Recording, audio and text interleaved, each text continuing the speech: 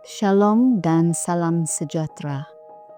Bacaan renungan harian diambil dari buku Agar Kita Tidak Lupa.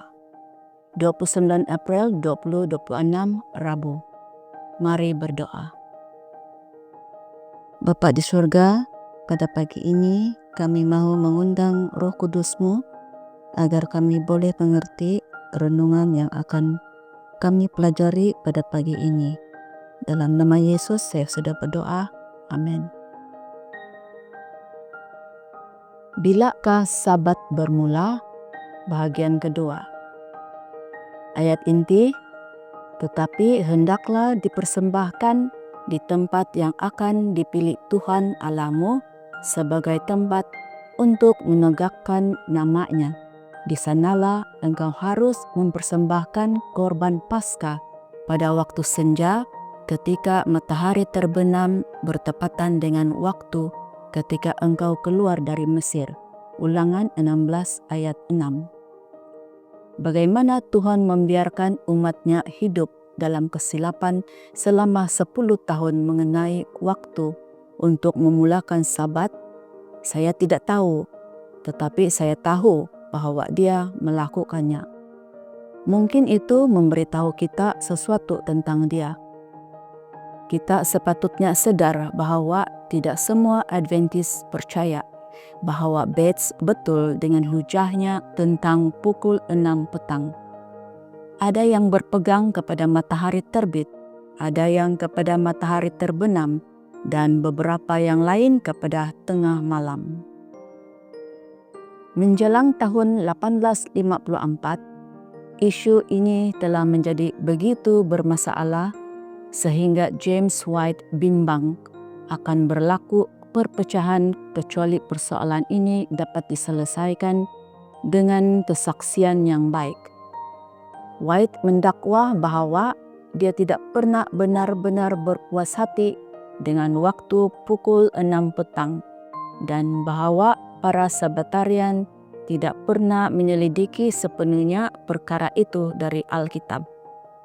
Beliau kemudiannya menyatakan bahwa keteguhan Bates dalam berpendirian tentang persoalan ini serta penghormatan terhadap usianya dan kehidupan saleh beliau adalah antara sebab mengapa mereka tidak lebih awal menyelidiki isu itu dari Alkitab secara menyeluruh seperti beberapa perkara lain.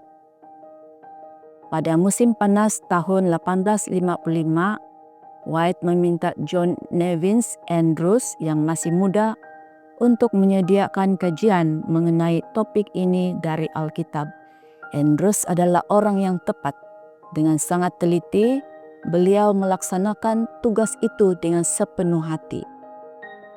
Sebagai orang yang sangat percaya pada waktu pukul 6 petang, Andrews terkejut dengan apa yang ditemuinya. Di sanalah engkau harus mempersembahkan korban Paskah pada waktu senja ketika matahari terbenam. Ulangan 16 ayat 6.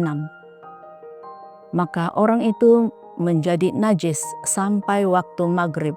Setelah matahari terbenam, barulah dia menjadi suci. Imamat 22 ayat 6 dan 7.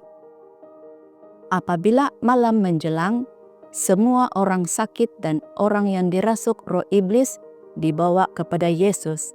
Markus 1 ayat 32. Ayat demi ayat terkumpul apabila Andrews mengemukakan bukti-bukti Alkitabiah mengenai definisi malam dalam Alkitab. Kesimpulannya, pertama, bahwa Alkitab tidak menawarkan sebarang bukti untuk waktu 6 petang, dan kedua, bahwa Alkitab melalui beberapa pernyataan yang jelas menetapkan fakta bahwa malam itu terjadi semasa matahari terbenam.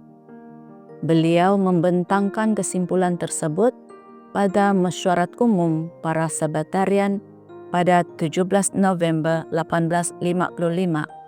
Dan mereka mula menerima cahaya Alkitabiah yang baru ini.